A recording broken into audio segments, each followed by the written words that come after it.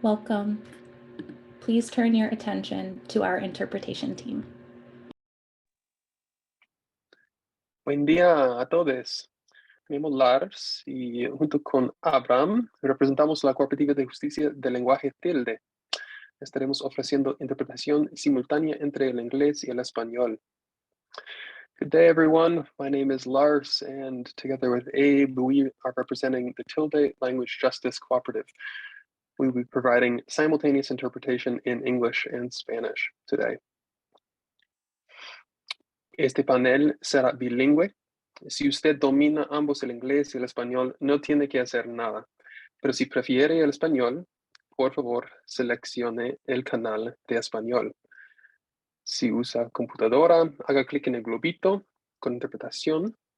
O si está usando la aplicación Zoom en su teléfono o tableta, haga clic en los 3 puntitos, luego interpretación de idiomas, luego español y finalizado. Desafortunadamente no se puede acceder a interpretación a través de los Chromebooks ni aparatos de Linux. This panel will be held bilingually. If you understand both English and Spanish, you don't need to do anything, but if you prefer to use English, please make sure to select the channel for English. If you're using a computer, click on the globe icon that says Interpretation, or if you're using the Zoom app on your phone or tablet, click on the 3 dots, then Language Interpretation, then English, then Done. Interpretation is unfortunately not available on Chromebooks or Linux-based devices. Solo un recordatorio que pedimos a todos los presentadores que hablan claro y despacio, especialmente si están leyendo. Favor de también hablar solo un idioma por intervención o frase. A brief reminder that we ask all presenters to speak slowly and clearly, especially if you're reading. And please also speak only one language per intervention or sentence. Gracias por ayudarnos a crear este espacio multilingüe. Thanks for helping us create this multilingual space. Back to you.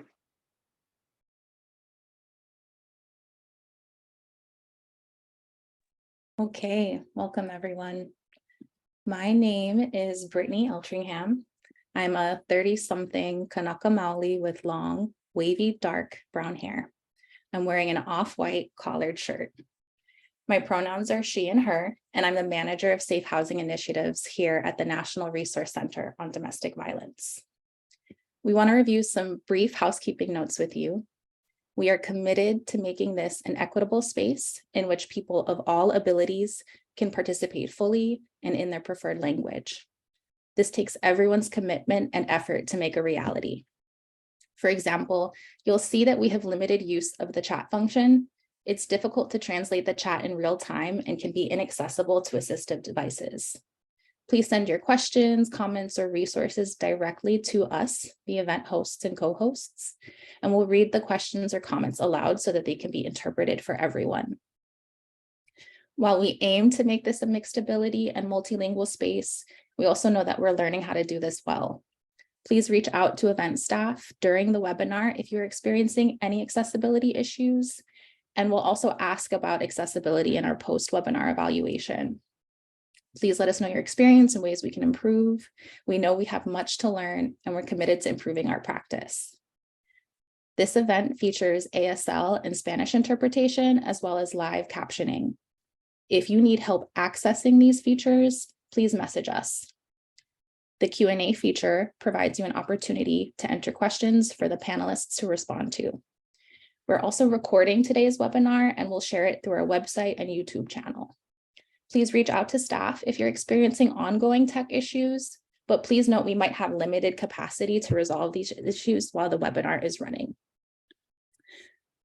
I'll just take a quick moment to introduce the Domestic Violence and Housing Technical Assistance Consortium. This is a unique collaboration between several federal agencies, including the Family Violence Prevention and Services Program, the Office of Special Needs Assistance Programs with the U.S. Department of Housing and Urban Development, the Office for Victims of Crime, the Office on Violence Against Women, and the U.S. Interagency Council on Homelessness. Next slide, please. So through this collaboration, we work as part of a team of TA providers that includes Collaborative Solutions, the Corporation for Supportive Housing, which is where Jane Moretta Miller, our wonderful moderator, joins us from.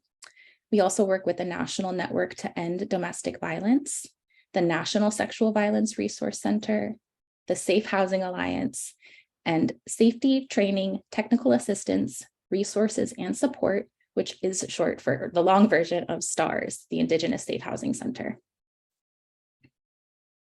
Next slide, please. So I mentioned I work for NRCDV, where we provide a wide range of free, comprehensive, and individualized TA, training, and specialized resource materials. Our mission here is to strengthen and transform efforts to end domestic violence. Next slide, please. So February is both Teen Dating Violence Awareness Month and Black History Month. This year, NRCDV is honored to partner with and amplify the voices of Black youth leaders. Our theme for Teen Dating Violence Awareness Month 2023, Health Equity Matters, Making Connections Through Experiences, is inspired by the youth-led planning group for our upcoming National Prevention Youth Summit. On Monday, February 27th and Tuesday, February 28th at 4 p.m. Eastern and 1 p.m. Pacific, our inaugural summit will explore how promoting health equity for youth is critical to building healthy relationships in communities. And we'll put a link to register for that in the chat. And we'll also link to our Health Equity Matters blog post.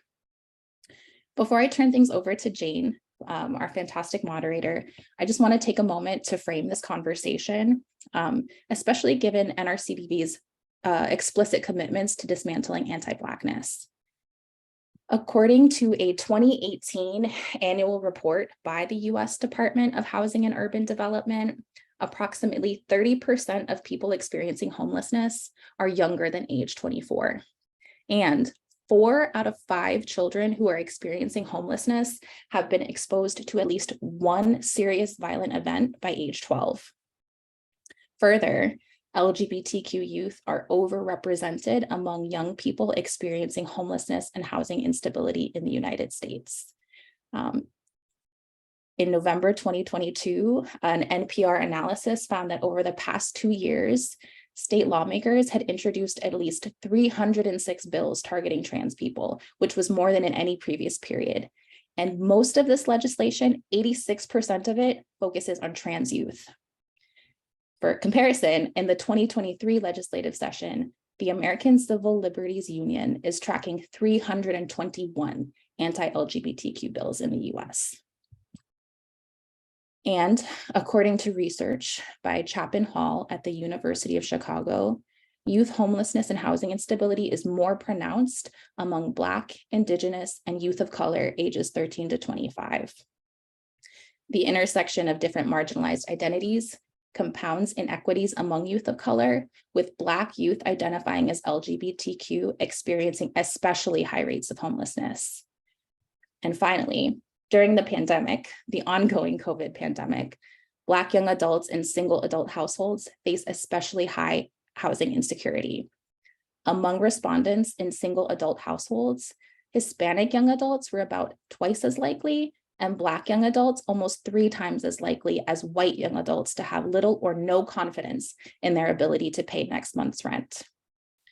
And in a September 2022 study, it found that more than 250,000 American children had lost a parent or caregiver due to the COVID-19 pandemic as of May of last year.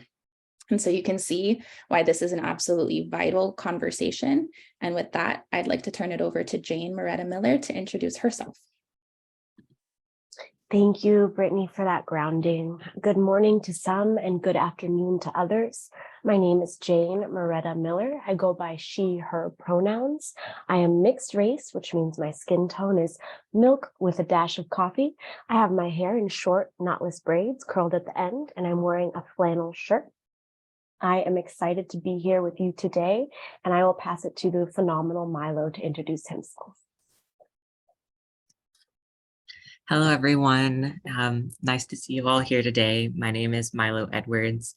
I use he, him pronouns.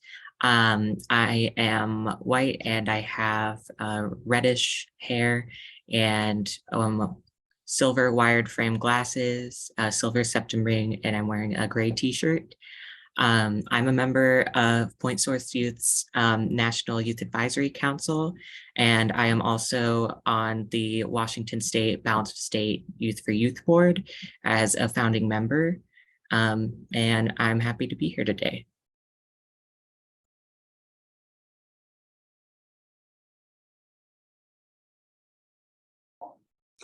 Dejane, can I ask you to introduce yourself? Yes, thank you. My name is Dejane Hale. I use she, her pronouns. I am the programs manager of youth leadership at Point Source Youth. I am also mixed race, as Jane put it. I'm African American and Alaska Native, specifically Athabascan. So I do also have a light skin tone. I have curly hair and I have it pulled up and sort of like a puffball. I like to call it a bun. I have a beige flannel on with my nose pierced, and I also do wear glasses as well. I got involved in this work through the YHDP process, which is also known as the Youth Homelessness Demonstration Program. They launched this youth initiative in Alaska, which was round 3 in 2019. That led me to being part of some youth initiatives nationally. That's how I got introduced to Point Source Youth, and I started out as a youth consultant.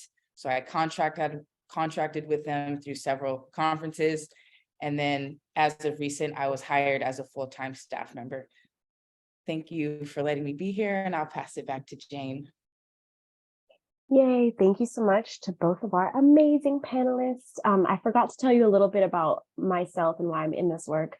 I'm in this work because I believe that housing is a human right and that those most impacted by these systemic issues are going to be the ones that lead us to the solutions as well. So I've been working in this field for about 2.5 years now, and I have the immense honor and pleasure of working for YHDP, which Dejane mentioned, in a number of communities across the country, as well as a couple of other technical assistance initiatives. So I really view my passion in this work as why I'm here. And a lot of it I have found has been pulling up seats at tables of power like this one right now, so that we can work collaboratively to think about different ways to find solutions to preventing and ending homelessness. And today we're really going to be grounding that in economic stability and how that can be and is a solution to homelessness. So that said, we can go ahead and get started into this discussion. My first question for you, Milo, and Dejane is just, can you tell us a little bit about Point Source Youth?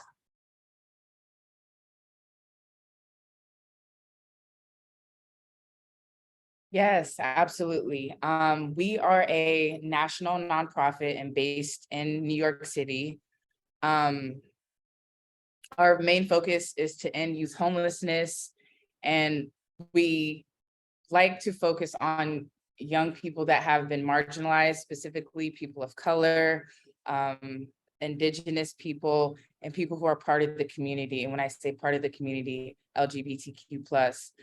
So we implement new innovative programs and projects, and we try to get away from the traditional programs and services that have not been working for these marginalized communities, as I mentioned. We like to bring in our YAC, our young people, and help be part of these interventions that we develop. We currently have 4 interventions right now, which is rapid rehousing, host homes, direct cash transfer, and youth engagement and advocacy. Youth engagement and advocacy is our 4th intervention. It's our newest intervention. So we're currently building that out. And the reason why we implemented this 4th intervention was because we're getting a lot of feedback from our young people that they want to be more involved, they want to be more engaged. And so Point Source Youth was like, okay, let's do it. And so that's why we kicked off this last intervention. And that is in lieu with them hiring me. So we're in the process of like shifting our culture to be a lot more youth driven, not just youth centered, but youth driven. And so, yeah, I'll leave it there and I'll pass it to Milo if he wants to say anything.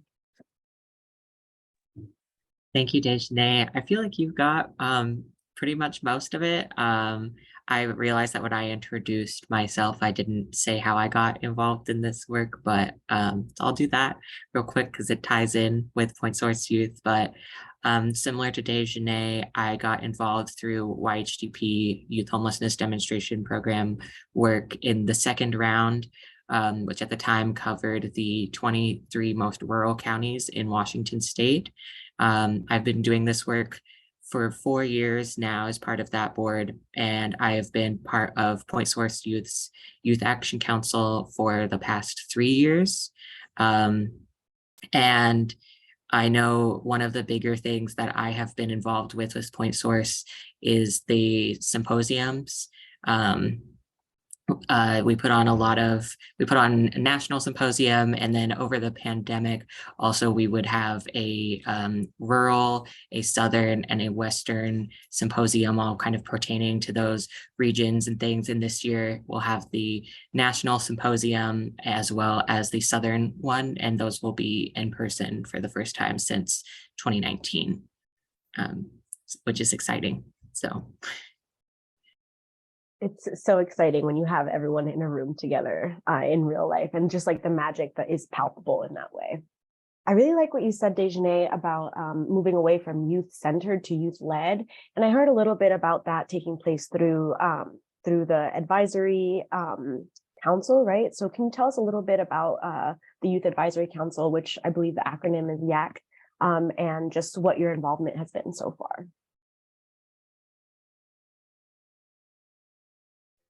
Yes, absolutely. So our YAC was established in 2015, if I'm correct. I'm still trying to learn the history of our YAC, our Youth Advisory Council. Like I said, I was just onboarded in September. And during my onboarding, my focus is to build more structure and a stronger foundation into our YAC. And right now, we're just trying to figure out, okay, we have this group of young caliber leaders across all these states representing us, and how do we get them more involved internally with our work? And so that's kind of what we're in the process of. And that's what I mentioned, like we're in the process of shifting our culture, being more inclusive of the young leaders that we have access to that are helping build out these amazing new innovative programs that we've been involved in. As I mentioned, we lean in heavily on our YAC. Anytime there's an opportunity for a young person, or anytime we're getting ready to build out a new intervention, or we're getting ready to be involved with a brand new community, because we do focus on several communities from East Coast to West Coast, we really lean in heavily on our YAC members to be part of that process, to help drive this process.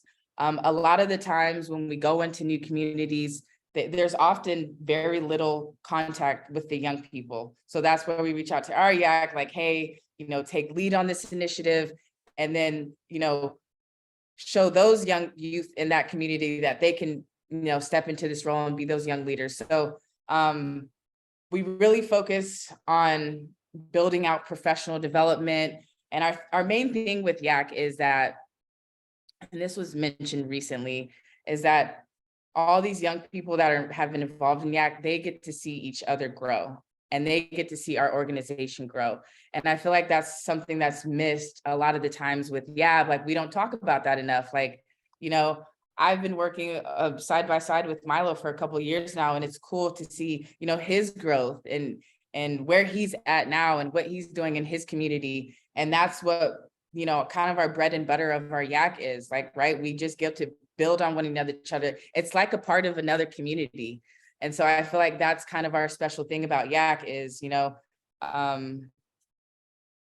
our one of our YAC members said this, and it was golden to me. They mentioned that they're so used to being kicked out of other systems, or so used to being marginalized, but here they feel like they're really part of a community. They really understand that they don't feel like they're going to be kicked out ever. It just feels like, kind of like we call it the PSY family, Point Source Youth Family. So that's the best way I can put the YAC. It's absolutely amazing. And I'm grateful that I get to work with so many young people. So many great ideas come out of those meetings. And I don't want to speak too much. Sorry, I'll pass it to you, Milo. Thank you, Dejanae. Yeah, I definitely just want to second everything that you said. And I've been on the YAC for 3 years now, and it's been honestly life-changing, because I grew up in a really rural area in a very small town of less than 200 people. And then when I saw online years ago the applications to be on the YAC, I applied, and I think there were only a few spots open, and I was like, "Ooh, this big place based in New York, let's see." And then I ended up getting on, and it's been kind of just really awesome since then, because I've been able to connect with people from around the country that otherwise I'd probably never have an opportunity to speak with, learn with, grow with, learn from. And it's been really great being able to see everyone grow and being able to be part of this community, and also having an opportunity to have a platform to educate others. One thing that I'm really proud of, and someone asked, what is YAC? YAC stands for Youth Action Council. It's Point Source Youth's National Youth Action Council, which is a board of young people with lived experience working on preventing and ending youth homelessness through different interventions. But one thing that I'm really proud of is at the time that I joined the board, I was the only one with lived experience in a very rural area. And I wanted to be able to highlight that more. And so I was able to kind of help get the rural symposiums during the pandemic going. And in those virtual symposiums, we were able to highlight the experiences of lived homelessness in rural areas, and have young people from rural areas with lived experience present on those and come up with housing solutions and preventions that pertain specifically to those communities. And so the YAC is really great, because if we see something that doesn't exist and we feel like it should, and there's a need for it, we're able to work together to create that. I love that. And in a second, I definitely want to dig in on how you work together and collaborate to make to move the work forward, and what that kind of growth looks like as a collective. But just for a little bit more grounding in kind of what Point Source Youth and the YAC, that's the Youth Action Council, can you talk about just how people, we heard a little bit about your own journeys, but what does it mean to connect with Point Source Youth? And if, for example, someone in community knows a young person that might want to be involved, what does that kind of process look like? That is a great question, Jane. So right now we want to focus on getting representation, as Milo mentioned, from all different kind of communities and all different, when I say communities, also different ethnicities as well.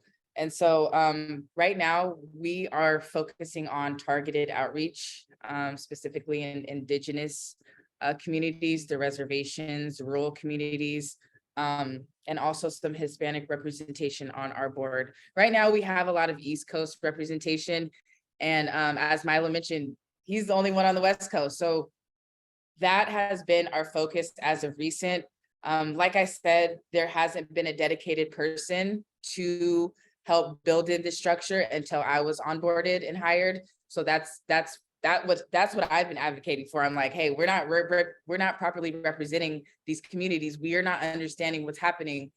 So when a young person does reach out to us and connects with us, we share that, hey, we're in the process of recruiting, and we want to be very intentional about who we bring onto the board. And we also want our YAC members to feel comfortable and be part of that process, and make sure that the young people that we are onboarding, is appropriate. So right now, I want to say, again, it's very targeted, specific outreach that we're doing to be inclusive of all communities. And I think one of our main things is that, we don't turn anyone down. If there's not an opportunity to get onto the YAC, there's so many different opportunities to be involved in Point Source Youth.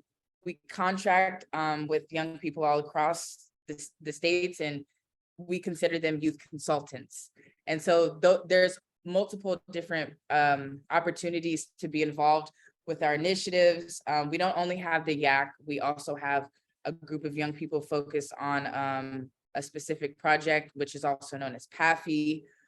We have direct cash transfer young people, which we consider them youth consultants. So there's different types of programs and projects that they can get involved if the YAC may not be appropriate for them at the time, or maybe we have full capacity, and we also have to take in those considerations, right? We don't want to be spread thin. We want to make sure that the young people we bring on, we have the capacity to focus on their professional development and their needs and their community, and really tuning in on the trending needs of young people. And Milo, I'll pass it over to you if you would like to say anything, or back to Jane. Yeah, I forgot exactly what the question was. Just thinking about how different people can be involved. Sorry. Oh, okay. Yeah, I know for me, I'll talk about kind of how I joined. So I first learned about Point Source Youth through the regional youth action board that I was a part of. This was pre-pandemic. It was in 2019, and the advisor for my regional youth action board asked me if I wanted to come with her to New York to attend the symposium, and I did, and that was amazing.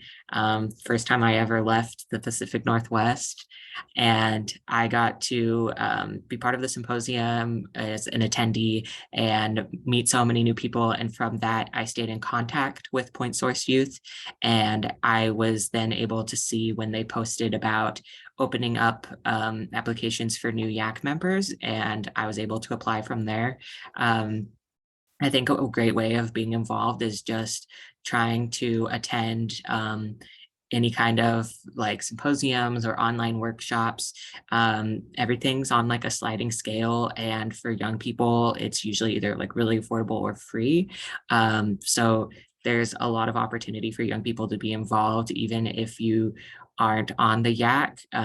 There are ways to get in touch and kind of get your feet in the ground with having those connections.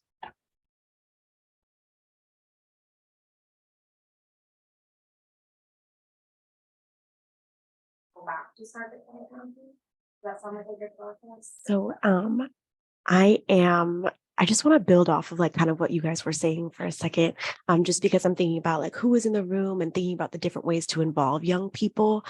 So just kind of offering the idea of how you can apply the structure that the YAC has, that PSY, Point Source Youth, has applied for their YAC, Youth Action Council, to your own organizations. And so one of the questions that was put in the Q&A as well was just wondering how many seats are on the table, at the table that you have created at the YAC. And also what I'm kind of hearing that I'm thinking about that Dejanay was sharing that I want to kind of reinforce as well was having a dedicated person to doing this work, because it's a big lift, right? It's a big lift. And then making sure that the Youth Action Council, or however you all decide to go about incorporating young people with lived experience into your work, is representative of multiple identities, regionally diverse, and has different levels of engagement, because not everyone is going to be able to do all the work all the time, right? So just having those different levels of availability and engagement. And the other thing that I was thinking about as Dejanay and Milo was sharing was the idea of having diversity and having representation and not being tokenizing. So just thinking about what it means to engage with different people from different backgrounds as well, without being tokenizing. So My two off the cuff questions are, how many people are on your Yak? And then what has it meant to engage people without being tokenizing? Yeah, so right now we have 10 Yak members. And as you mentioned, 6 of them are mostly active. We are looking to add in 2 new spots. As I mentioned, one representing the Indigenous community and one representing the Hispanic community. And really, I feel like, Milo, I don't want to put you on the spot, but it would be more appropriate for you to talk about how you're not being tokenized, or how we're really, you know, centering your voice without using your experience to, you know, without tokenizing you. So I don't want to speak on that experience because I haven't really been on the Yak member. I was only a youth consultant. And so, Milo, if you feel comfortable, I'll pass it over to you. Yeah, thank you.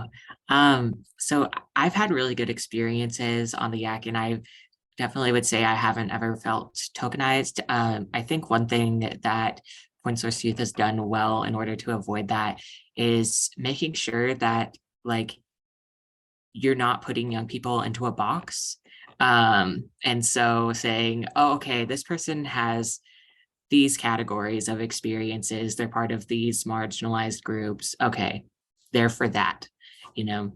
And I think they've done a good job of avoiding that happening, because, like, I have mostly lived experience in rural areas, but I'm not only asked to speak about issues that only pertain to rural areas. I'm also asked to sometimes talk at, like, national things like this, and other events. And so I think it's really great to, like, not tokenize by not putting us in a box. And when there are things that don't pertain to Yak members specifically, and like Dejane has mentioned, like, we have different youth consultants from around the country be involved with a lot of things such as panels and the symposiums and different trainings and knowledge gathering, to make sure that we are able to encompass from a wide variety of experiences without kind of, like, focusing on making a person their experience. Like, they let the young people be their whole selves, without us being forced into, like, one thing, if that makes sense. And I would say even the way, oh, go ahead. Sorry, Jane. And I'll also add in that we really listen to the Yak members. And most of the time, the Yak members are like, how do we get involved more? We want to do more. We want to be involved more. And so I don't think the issue is us leaning in, like saying, hey, can you join this meeting? And can you do this? It's more like, hey, we want to be involved more with you guys.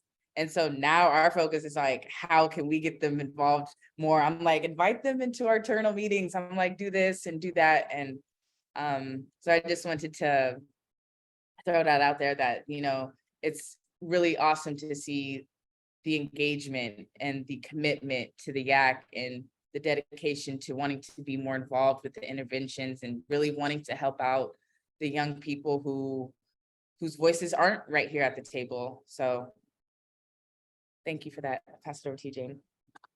No, thank you. I was just going to point out, I felt like you were modeling that in how you received the question, you restated it, and then you passed it over to Milo if he wanted to engage, you know? And so it's just like really like basic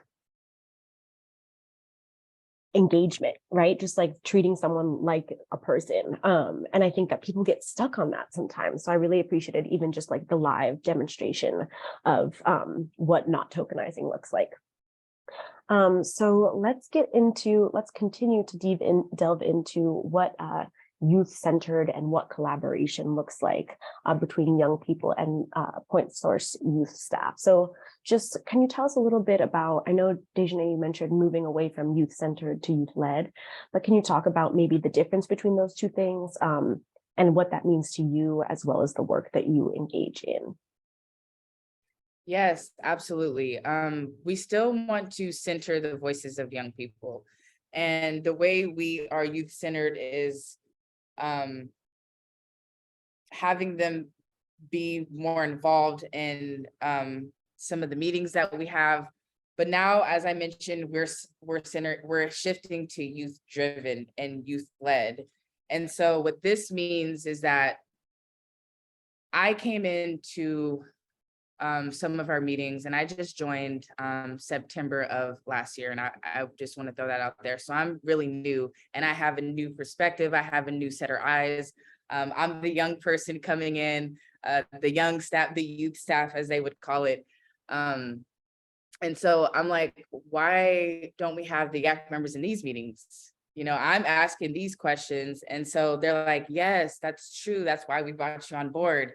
And so what we're shifting to now is that the young people are involved from the sunset to the sunrise. That's the language that we use. And that means that there's not any first initial meetings where the young person is involved. They're involved in that first initial meeting when we're talking about launching a new project in this community. They're there from the sunset until we finish the whole planning process. We implement the whole program, and then we close it out until the sunset. And so that's youth driven to me, is having them really involved, hands-on. They're helping create the agendas, they're helping facilitate these meetings, and they really take the lead. And we sit back and we be there as support when needed. You know, we support them along the way. But I think what we were doing before is we were inviting them to these meetings a little bit too late, and they weren't fully prepared. They didn't really know what happened before. And so that's kind of our shift, what we're doing now. And so, again, that's kind of why we just launched our newest fourth intervention, is youth engagement and advocacy. And this is kind of the process that we're building out right now, and hoping that all of our work will be from the sunset to sunrise with the young people, and that we're really setting these young people up for success.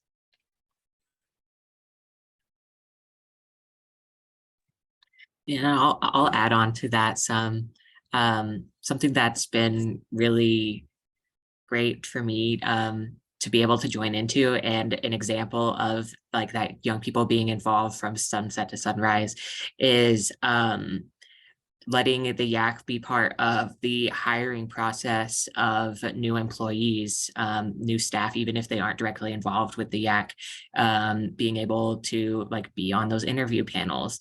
When creating new interventions, this past year, Point Source was able to create grants. And so we were able to come up with the criteria for the grant and help create the applications for those grants, and then help kind of see who we want to apply for these. And then once we got the applications, we got to be part of the people who scored those RFPs, which RFPs are requests for proposals.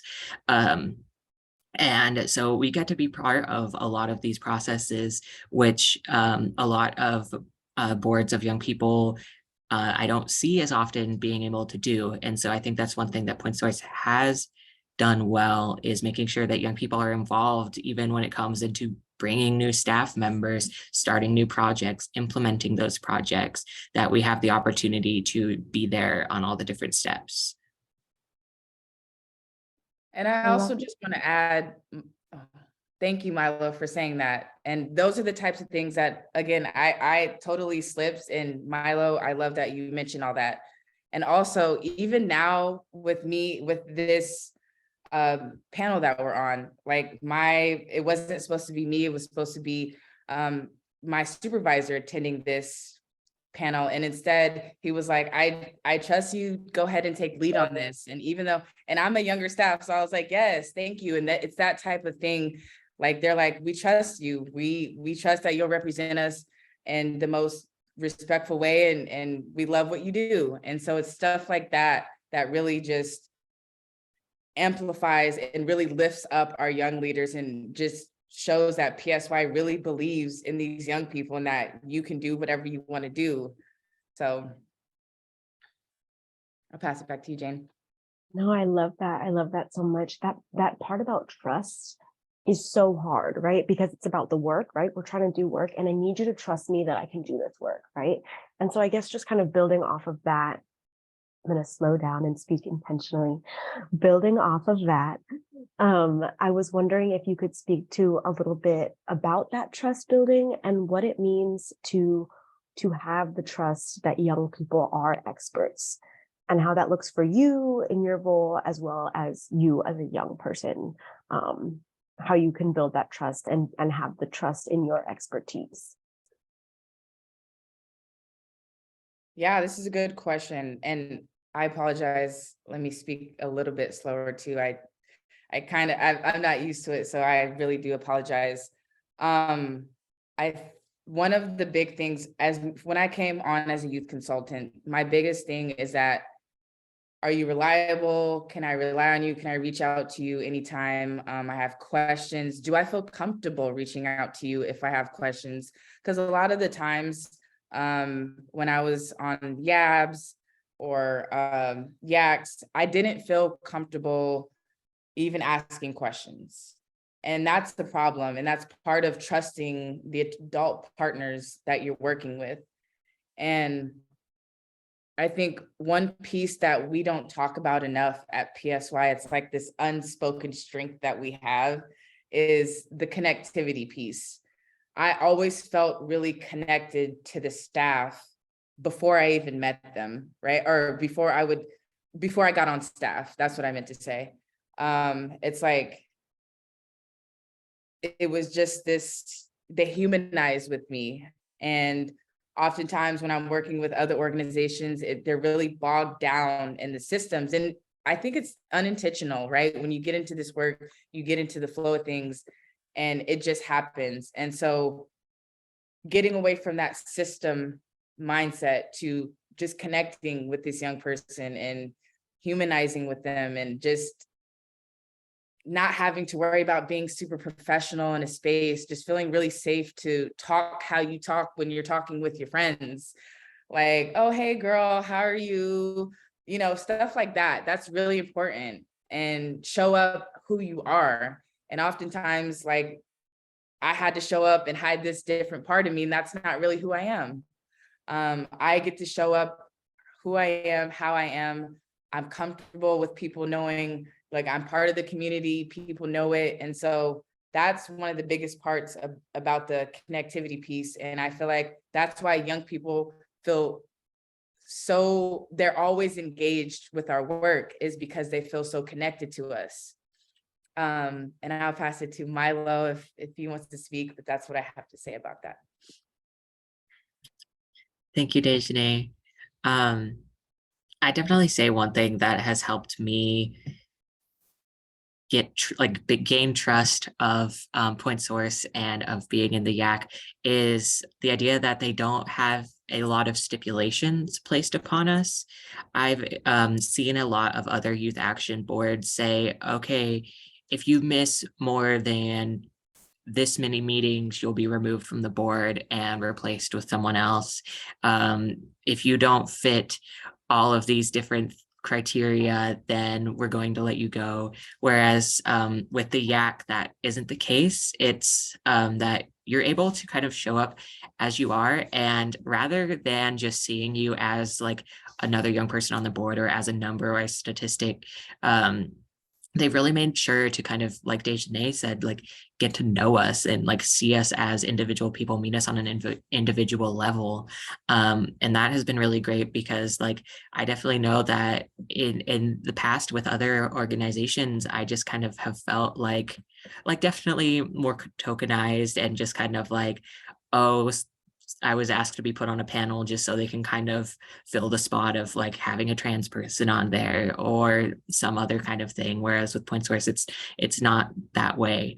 And like being able to be part of the like all staff and Point Source like YAC hangouts and things like that. And so getting to know all the rest of the staff and talking to like the more quote unquote higher up people in the organization. And it's really cool knowing that it's like, oh, okay, they know my story as well. Like, even though they have so much going on, like they still take the time to listen to me, and not just about traumatic things that I've experienced. I think that a lot of times when working with young people with lived experience, the only part of those young people's stories that organizations want to hear are the things that pertain to their trauma or directly to their lived homelessness or lived experience.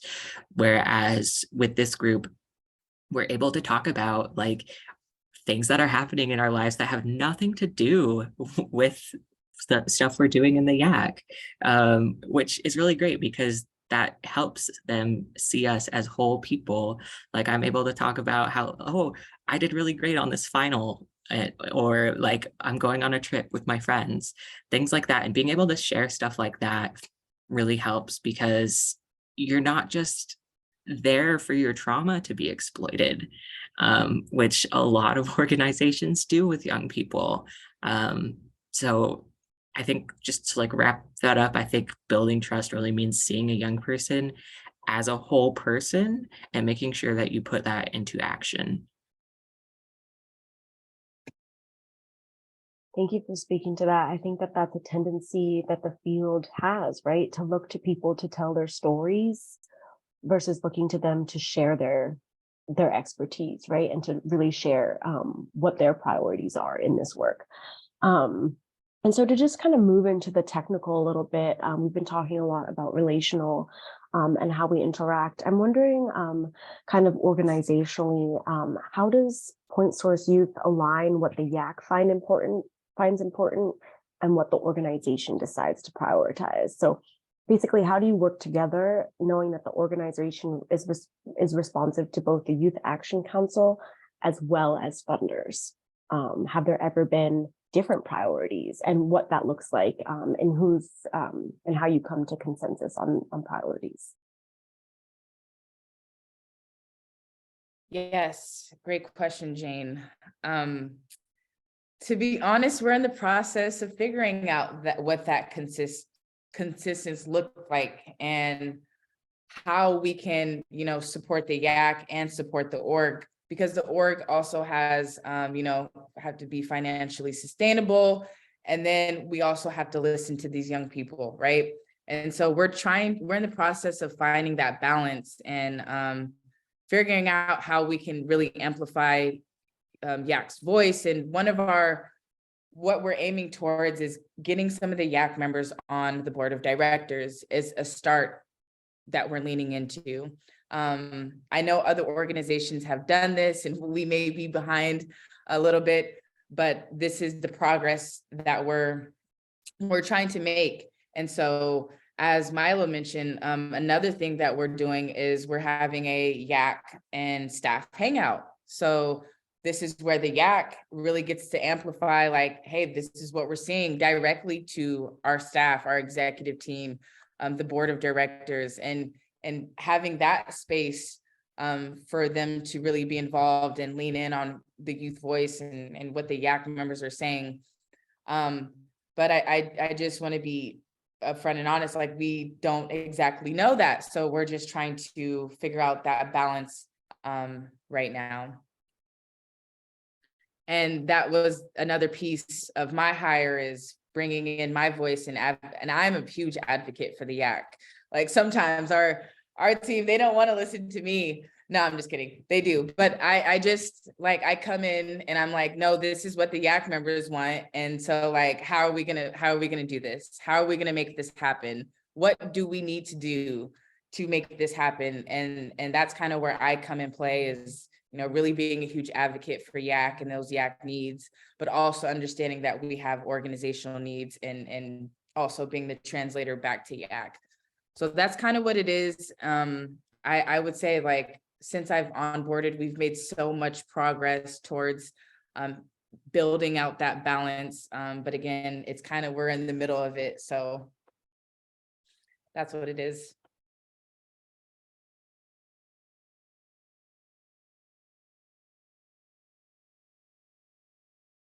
Do you want to touch on that at all, Milo?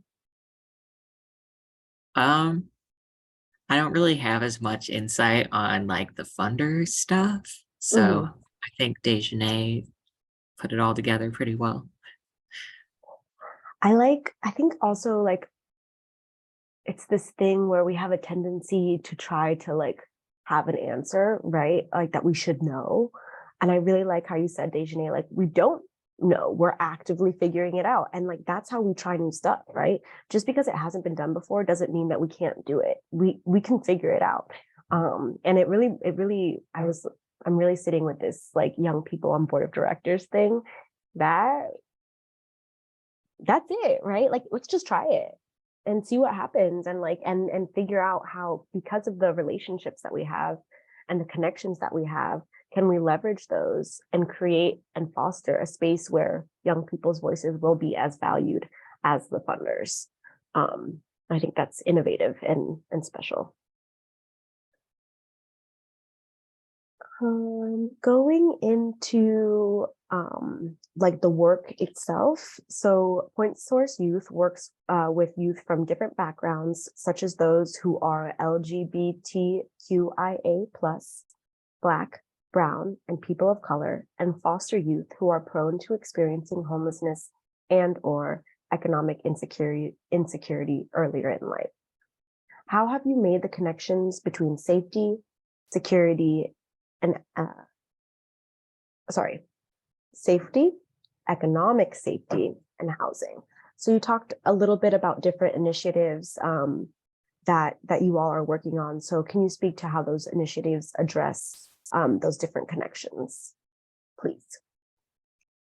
Yes, absolutely. So all 4 of our interventions, we focus on what you just said, making sure that these young people are housed in safe housing, they're economically stable, and they're secure, right? So some of the things that we are currently doing now is we pay our young people at a living rate, an actual living rate, and we do our best to work with providers to ensure that the housing that is being offered is safe and the young people do feel comfortable.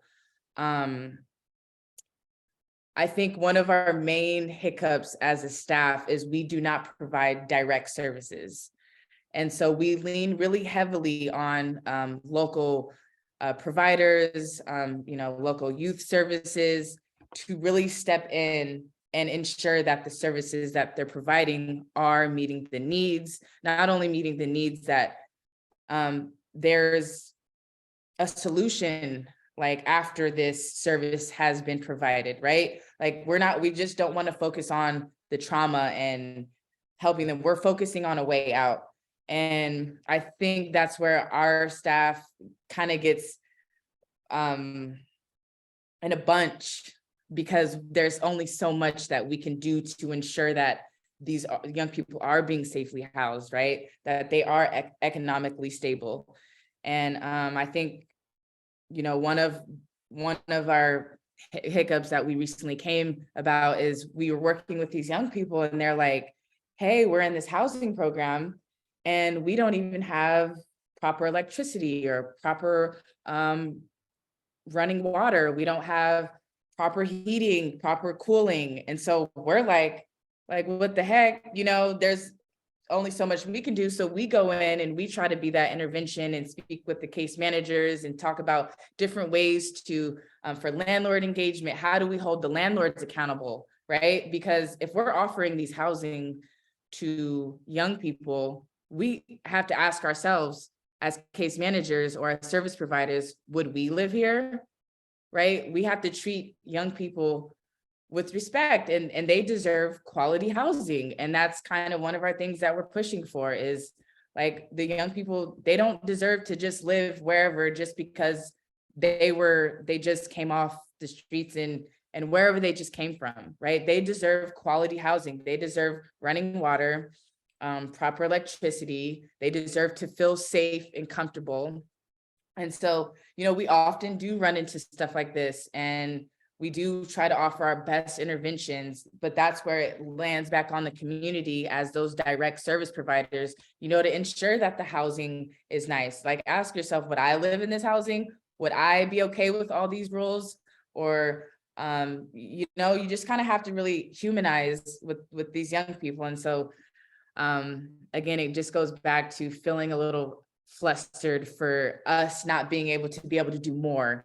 And so that's kind of one of our holdbacks as a staff, but we still do whatever we can to ensure that these young people are, economically stable, right? If I know someone needs more hours, right? They're trying to get more hours and we pay them at this rate. Like, I'm like, hey, let's figure it out. I'm like, hey, and I'll do my best to figure out how they can get more hours or how they can get more involved to be more self-sustainable. So they won't have to always rely on those services that I have no idea how they're being served. So that's why often we really lean in on our local youth experts. They know what's happening on the ground. They're going to give us their honest feedback. And then that's how we kind of come up with our intervention. Each community is different. So, each intervention that we have or our training that we offer is also different as well.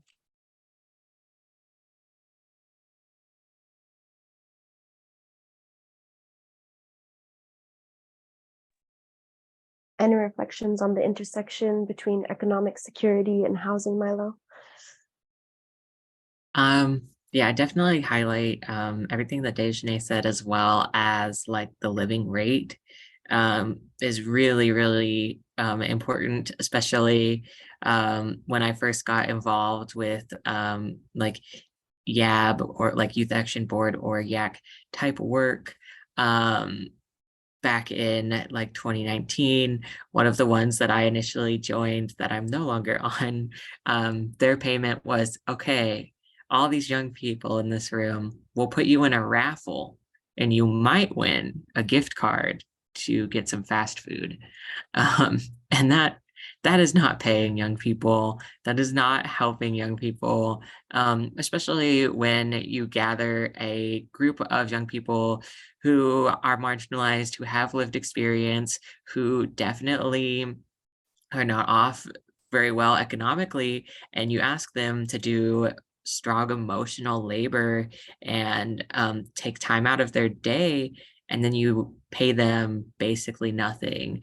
And so I think that doing the opposite of that and making sure that like young people on the YAC and young people who consult with PSY or do any work with Point Source are adequately paid is really important, because if you're paid, you're able to actually participate and not have to worry about, oh, I can't do these meetings because I have to go to work. It's like if I miss anything else, I can't participate. And when you're actually paid like adequately, you're able to not have to worry about all of the outside survival factors that you typically would have to worry about financially. And so it's like, I think just the biggest thing is just pay young people so that they're able to participate in a way that feels safe and comfortable without them having to worry about outside factors. I love that. And I love as well what you said, Dejane, about like when it comes to the housing and the young people that were in that dangerous situation, the unsafe situation. And it's really this reflection question of, would I live there? Would I accept that pay rate? You know, like, would I want to have pizza as my form of emotional, like payment for my emotional labor? Not really. And like just doing that self-reflection, both for yourself and for your organization is such a strength. And doing that work, it's systems change as well. So we've got about 10 minutes left, and I just have 2 more questions for you all. So we were talking a little bit about being paid for your work as well, but what about this direct cash transfer initiative that you all have going on? What's that about? What is the relationship between direct cash transfer, direct cash assistance and safety? Yeah, so our direct cash transfer, it's one of our most awesome programs, and I love this one the most. What we want to do, PSY wants to put the resources in these young people's hands, right? With other programs, you have to maybe enter that program, you have to be clean and sober, and then you have to also be actively looking for employment, and do all these other things in order to get assistance that's not even directly to you. So we're really emphasizing this, putting the resources into these young people's hands. And that's where direct cash transfer came in. And so, like I said, the trust that we have in these young people, that you decide where you want to live, not we have a host home program that you can live in with all these parameters. And so we truly believe that with this new initiative, if we pay these young people $1,200 per month, that they have the ability to go out and find their own choice of housing and make a living on themselves with the support of some wraparound services. So we don't just say, hey, here's $1,200 per month and you go out and find housing. No, there's also support that comes along with it. And that's where the case managers come in, and they help with landlord engagement. They help search for houses and whatever the young person needs, or besides the $1,200, right? Because it's not just about putting those resources and the people are in their hands. It's also about their support system. So the direct cash transfer is just one part of a long-term sustainable solution. And so that's where when we come into a new community, we implement this new program. We have these young people, we're putting the resources, but that's where we also lean in on those local youth providers to fill that other piece and provide those wraparound services to ensure that this program will work. And part of that safety piece you mentioned is linked to the case management and those organizations or whoever we decide to partner with. And that's what I can say about it. We're getting ready to launch 2 new DCT programs in Baltimore and in Vermont. And out of that, where I see it being highlighted is that we're getting ready in Baltimore to hire 6 youth consultants to help drive this process. And the process will be, there's a whole local planning process involved, and then there's an implementation process involved.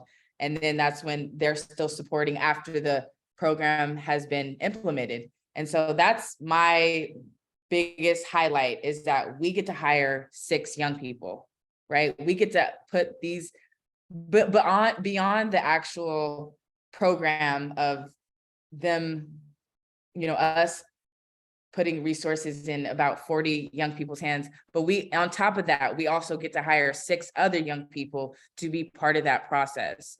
And when we do hire these young people, this is a living rate where they don't have to depend on, like Milo said, worry about missing other meetings or worry about other things. During this whole planning process, we want to ensure that they're set up for success, that they're not worried about their housing programs, that they can really be focused on implementing this new program for all the other young people in need in the community. And that's what I can say about that. This will be my first time leading a DCT community, which is in Baltimore, alongside with the direct cash transfer directors. But again, I'm on the youth leadership side, and I will be making sure that we're setting up those young people for success. And so, that's what I can say about it.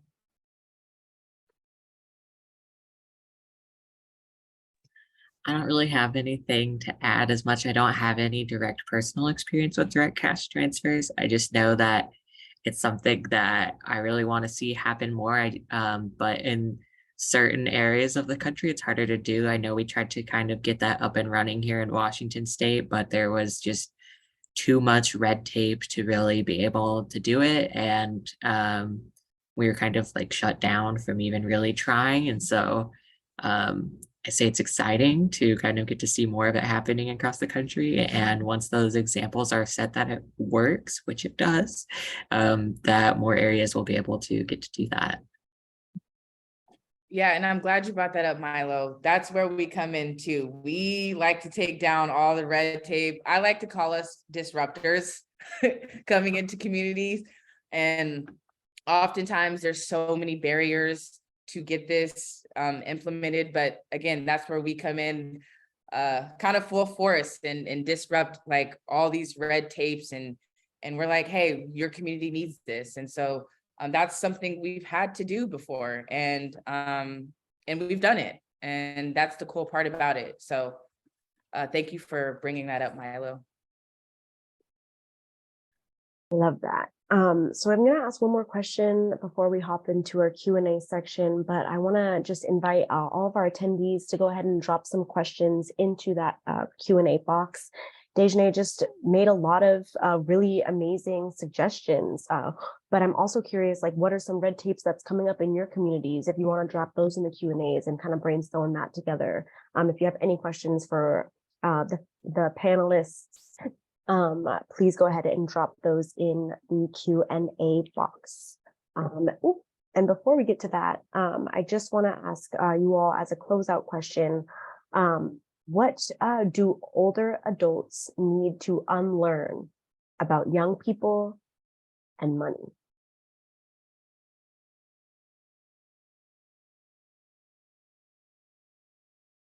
Milo, I would love to hear what you have to say before I share.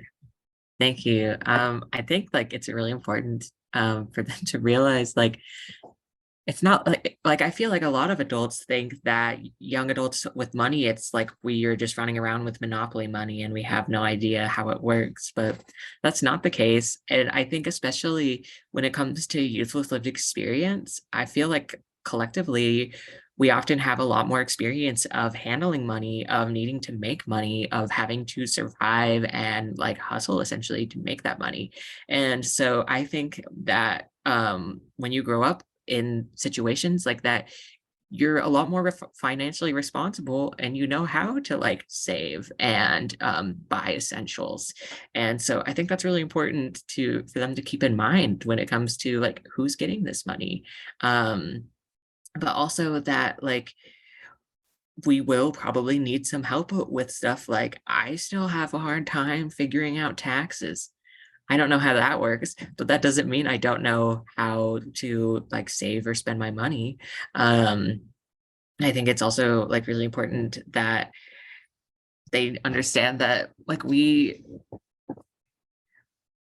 know what we're doing a lot of the time, but we might need some supports still. And I think just unlearning that, oh, they're just gonna spend it on video games and vapes. And like it's like, no, I'm gonna buy groceries and pay rent. And I think having to unlearn adultism and unlearn any bias or stigma when it comes to young people overall is really important, because like in a capitalist society, money is tied to everything. And so a lot of older adults are going to have lots of preconceived notions of what young people might be spending their money on. And a lot of times those notions are going to be filled with bias.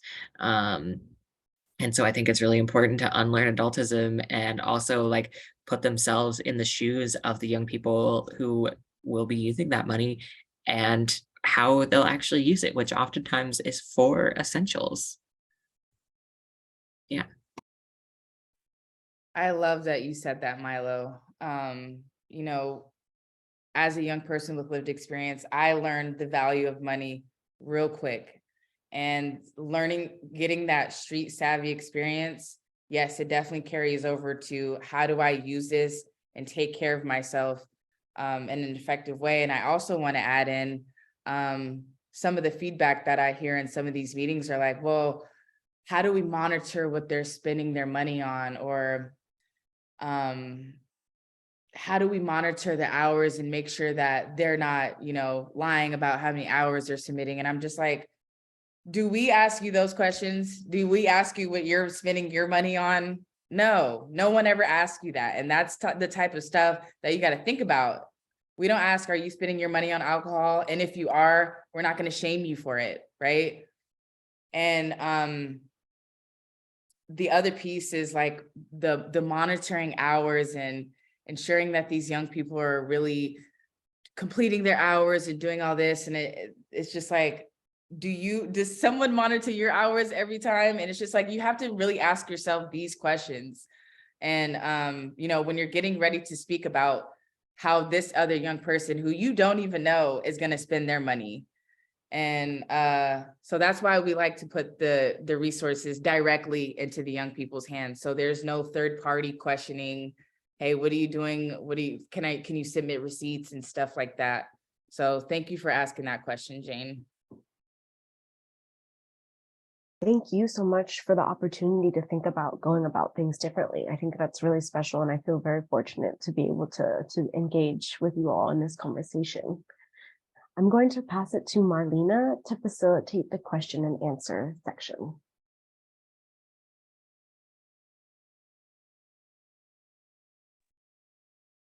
I cannot tell if you can see me or not. Okay, so hello everybody, my name is Marlena. I am a Black person. I use they, them pronouns. I am wearing glasses and a lot of Black on me. I have curly, kind of dye red hair. And hi, I will be doing your Q&A for today. I have a couple of questions that I have geared up for you all, so let's get started. Thinking about something that popped up earlier, Milo, you identified that you have come from like a rural area. I guess I guess you can focus on housing if that is an experience you have had, but how has your experience with rural systems impacted your ability to actually get services? Thank you. That's a really great question. It's definitely made it way too difficult to receive services. I first experienced homelessness. I grew up mainly in the state of Idaho, but I lived on the border of Idaho and Washington state. And in Idaho, there were very, very few resources. One of the only resources available in the entire area that I lived was a domestic violence focused organization, but they were very faith-based and would only serve women and children. And like when you're trans, they're like, oh, okay, we're going to either force you to identify as a woman in order to receive services, and also you have to attend these church meetings and things to receive services, and put a lot of stipulations on it. And so I was like, oh, okay, that's not a safe option for me. And I actually ended up, since I was not stable in my housing anyway, I was like, okay, I'm just going to go to the other side of the border where there at least are some kind of resources. And so once I was in Washington state, it was a bit better because there is more state funding for nonprofits. And there was a drop-in center called Youth Emergency Services that I was able to get a lot of support from. But even then, it was supportive services only. There were no housing services available. And so I was unstably housed really until I came to college, because like I'm able to like be in a dorm now. And so it definitely makes it really hard to access services living in a rural area. And I have disabilities that prevent me from being able to drive. And until I lived in this college town, there was no public transportation. And so gaining employment, gaining resources for myself was extra difficult, because if I could not walk somewhere, which often I couldn't, I just could not do that thing. And I lived 5 miles out of town. And so it was really difficult to receive services. And I often see a lot of young people who grew up in the same area of me as me having to move 2 to 5 hours away from where we lived in order to even receive services. And so a lot of times young people from rural areas are kind of forced to leave the communities that they grew up in order to receive services, because there aren't really any options there available for them to stay. Thank you for that, especially recognizing that like not many people actually think about all of those things, that infrastructures that are not available to people or are very limited. So I appreciate that, and recognition that these are things that people should be thinking about when they design programs. Right, and then there have been a couple of questions that have come into the Q&A. I'm going to ask the first one, and it says, first, thank you all for sharing so many insights.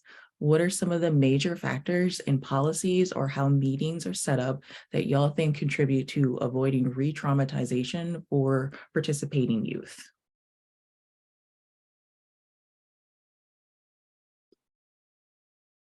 And that can go to either of you if you have thoughts.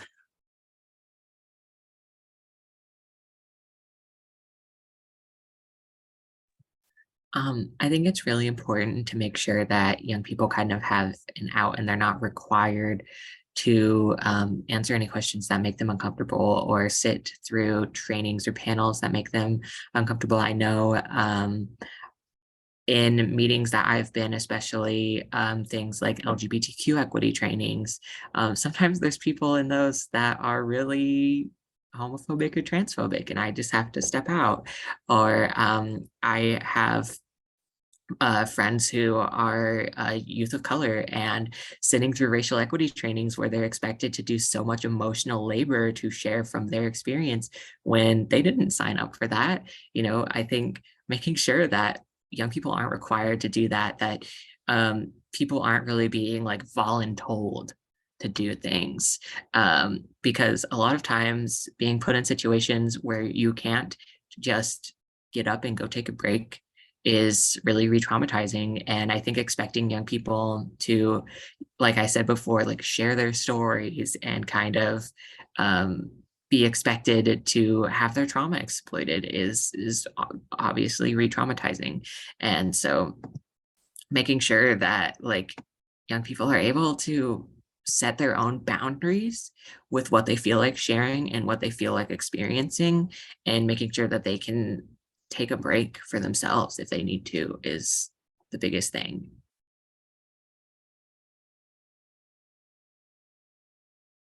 Thank you for that, Milo. And from my experience, I think when I was in a meeting with multi-generational people, the language that you guys are speaking is so important. Like all the acronyms, you get into these meetings with its adult partners, they're speaking this like it's like a whole completely other language without it being another language, right? They're talking all this federal terminology, all these acronyms, and they're expecting the young people to understand and give their feedback, right? It's like, just have a conversation and humanize again. That's when I meant where we get really bogged down in these systems and we forget that we're just working with humans.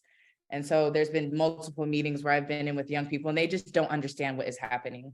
So if you are sharing spaces with young people, make sure that everyone understands the language that you guys are speaking, that you guys are all on the same page.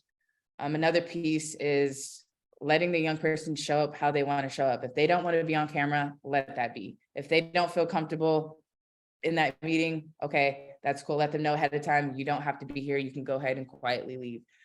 So just providing that reassurance. And the other piece to the policy, I just want to talk a little bit about like, if you consider hiring young people and how traumatizing the interview process can be.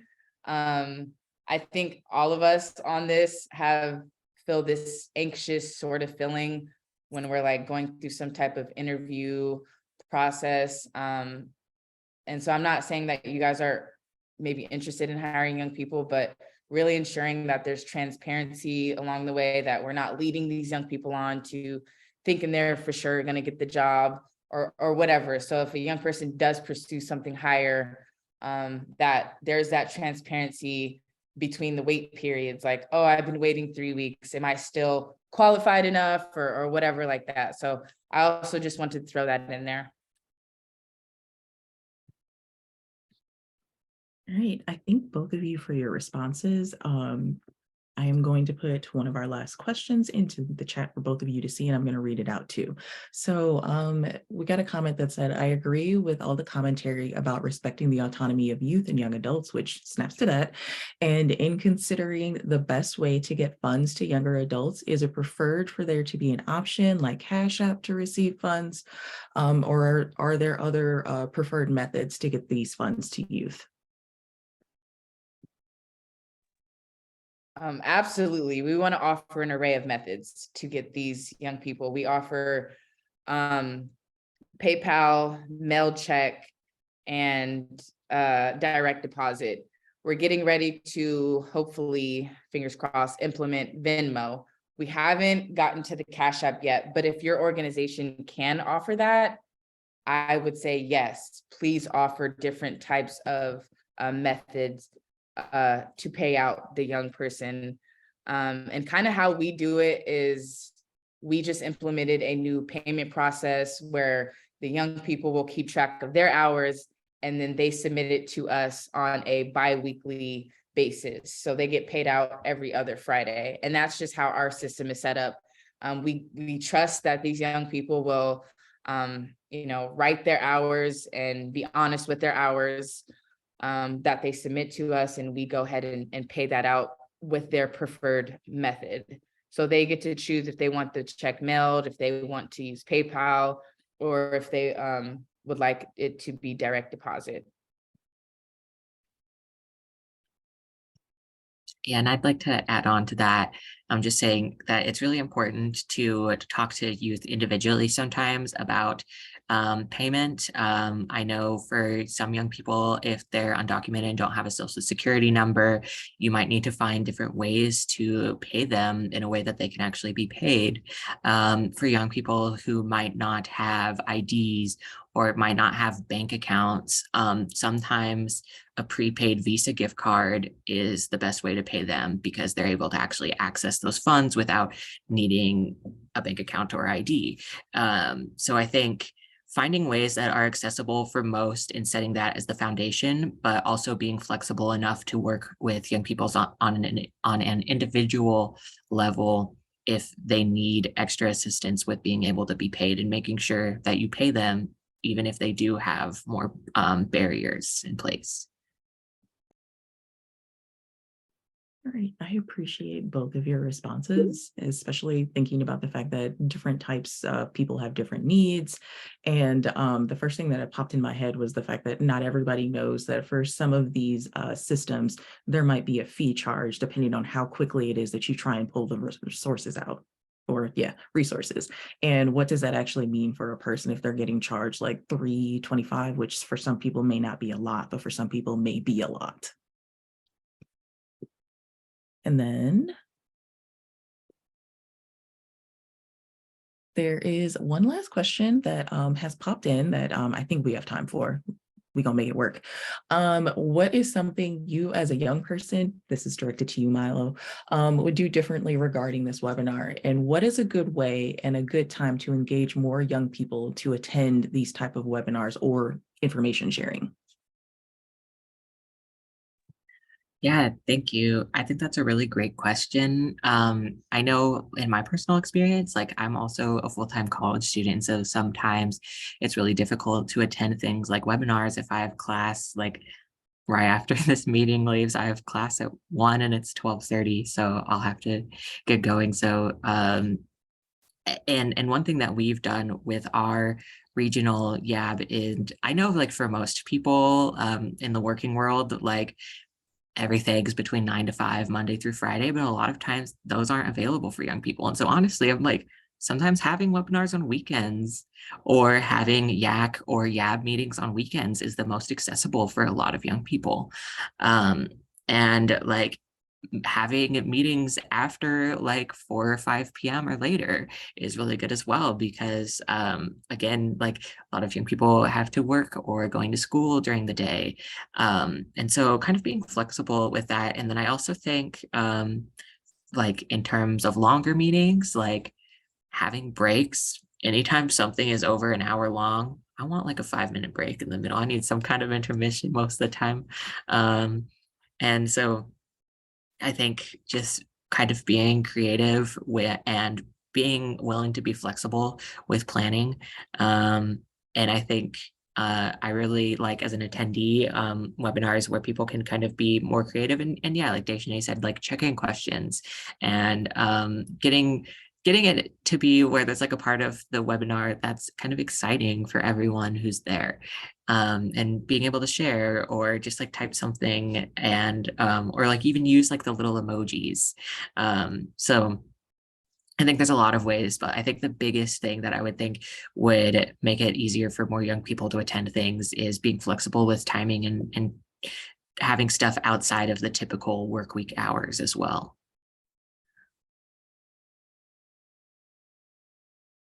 Great. Thank you both so much. I realize that it's like 3:28, so I am going to quickly pass this back over to Brittany.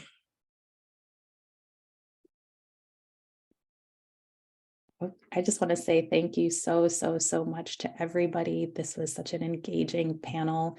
I laughed a lot with my camera off, just at some of the funny but necessary truths that you folks were sharing. So thank you so much. And Jane, your facilitation was fantastic. So thank you. Can we move to the next slide? Just going to wrap this up really quickly and let you folks know that if you would like to get in touch with the Domestic Violence and Housing TA Consortium that we mentioned at the beginning of this webinar, please visit safehousingpartnerships.org. You can find a bunch of resources there, but you can also find contact information to speak with us further, ask any questions that you might have, and so on. So next slide. And then just want to make one more plug for NRCDV's Health Equity Matters, Making Connections Through Experiences 2023 National Prevention Youth Summit. We put that link in the chat earlier. We'll drop it into the chat again. And then next slide. This is how you can connect with NRCDV further. Marlena also put or is going to put the registration link for the Point Source Youth 2023 symposium as well. And then you can get in touch with us these ways. And then finally, we just want to thank the Department of Health and Human Services for funding this webinar. Its contents are solely the responsibility of us and our presenters and do not necessarily represent the official views of the U.S. Department of Health and Human Services, but we thank them for funding this awesome panel. So we have an evaluation, please complete that. Big thank you to NRCDV staff, our training institute for supporting this webinar, and a big thank you to our ASL interpreters, our captioners, our Spanish language interpreters, and everyone for working to make this space a little bit more accessible. Wishing everybody a great day. Take care.